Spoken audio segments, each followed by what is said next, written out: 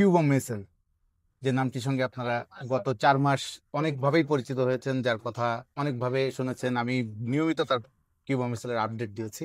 সেই কিউবাকে আজ আমি পেয়েছি বসুন্ধরা কিংস এরিনাতে। তিনি অনুশীলন করছিলেন দলের সঙ্গে। অনুশীলন শেষে আমাকে একটু সময় দিচ্ছেন। আমরা কিউবার অনেক কথা জানবো, আপনারা অনেক কথা জানতে চান। সেই Cuba how is going so far? হ্যাঁ, ভালোই যাচ্ছে সব। অবশ্যই কাতারের প্রথম অভিজ্ঞতা হলো সত্যি এটা অসাধারণ একটা অভিজ্ঞতা ছিল দলের সঙ্গে। আমি সবার সঙ্গে মেশার সুযোগ পেয়েছি, সবার সঙ্গে মানিয়ে নিচ্ছি, একে অপরকে চিনছি। আপনার কাছে যদি আমি জানতে চাই, বাংলাদেশে এখনো পর্যন্ত আপনার সবচেয়ে ভালো লাগছে কি? সবচেয়ে ভালো লাগছে?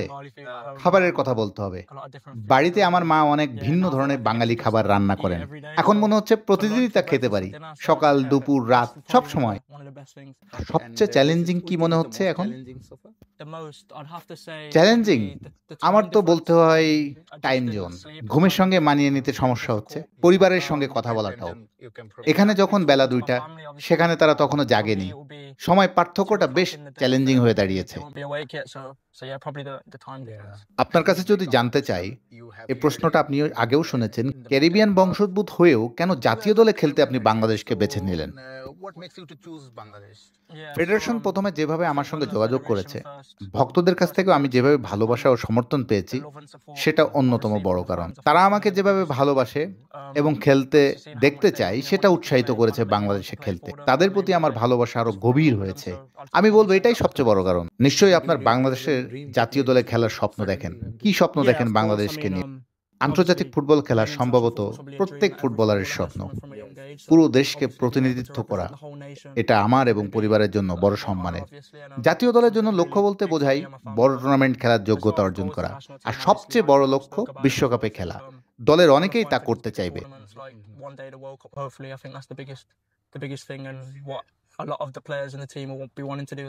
প্রবাসী ফুটবলারদের নিয়ে বাংলাদেশের দর্শকদের মধ্যে একটা সবসময় অন্যরকম উন্মাদনা কাজ করে। তারা ভাবে প্রবাসী ফুটবলাররা এসেই ভালো করবে, কারণ তারা উন্নত সিস্টেম থেকে আসছে, তাদের ফুটবলের ট্রেনিংটা অন্যভাবে হয়েছে। এটা কি আপনার উপর এক্সট্রা চাপ তৈরি করছে? হ্যাঁ, আমি মনে করি চাপ তো কিছুটা থাকবেই, তবে সমর্থকেরাই শুধু নয়, আমি নিজেও এমন প্রত্যাশা করি। আমি যেখান থেকে এসেছি সেখান থেকে এসে পারফর্ম করাটা গুরুত্বপূর্ণ, এর জন্যই এখানে আসা। নিজেকে নিয়ে আমারও সমর্থকদের তাই একই প্রত্যাশা। আমার মনে হয় না এটা খুব বেশি চাপ থাকবে, তবে এটা এমন কিছু নয় যেটাতে আমি অভ্যস্ত নই। আপনার কি মনে হয় আরো বেশি বেশি প্রবাসী ফুটবলার আসা উচিত বাংলাদেশ ফুটবলে? হ্যাঁ, অবশ্যই আসা উচিত। আমি ইতিমধ্যে কয়েকজনের সঙ্গে কথা বলেছি। হামজা আসার পর দেখেছেন সমিত এসেছে। আমিও খেলতে চাই জাতীয় দলে। আমার আশাটা লিগের জন্য অবশ্যই বড় ব্যাপার হতে পারে।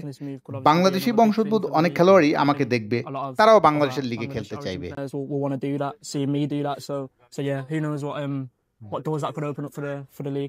কদিন পর বাংলাদেশ অনূর্ধ্ব-23 দলটি এশিয়ান কাপ বাছাই খেলতে যাচ্ছে। আপনি এবং ফাহমিদুল্লাহ এই দলে যোগ দিবেন।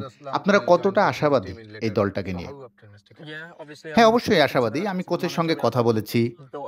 টুর্নামেন্টের জন্য খুবই ভালো একটি দল গড়ছেন তিনি। সব খেলোয়াড় টুর্নামেন্টটি গুরুত্বের সঙ্গে নিচ্ছে। অনূর্ধ্ব-23 হোক বা জাতীয় দল, দিন শেষে আমি দেশকে প্রতিনিধিত্ব করব।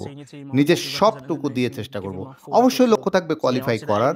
না করতে পারলে সেটা হবে হতাশার। আমাদের যথেষ্ট ভালো স্কোয়াড হয়েছে।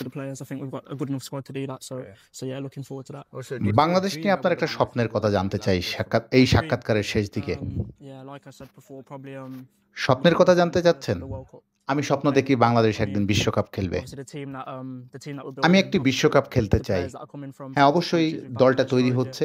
অনেকে আসবেন, অনেক খেলোয়াড় অনেক দেশ থেকে আসবেন, বাংলাদেশি বংশোদ্ভূত ফুটবলাররা আসবে। কে জায়গা পাবে দলে সেটা তো আর আমরা আগে থেকে বলতে পারি না। তবে আমরা যদি বিশ্বকাপে খেলতে পারি কখনো, সেটি হবে বিরাট একটা ব্যাপার, সম্ভবত জাতির সবচেয়ে গৌরবের বিষয়। Obviously, when I put on that shirt for the 23s, whether it's the 23s or the senior team, I'll be representing the nation and giving my full effort. So yeah, obviously the aim is to qualify for that, and I think anything short of that will be a disappointment for most of the players. I think we've got a good enough squad to do that. So yeah, looking forward to that.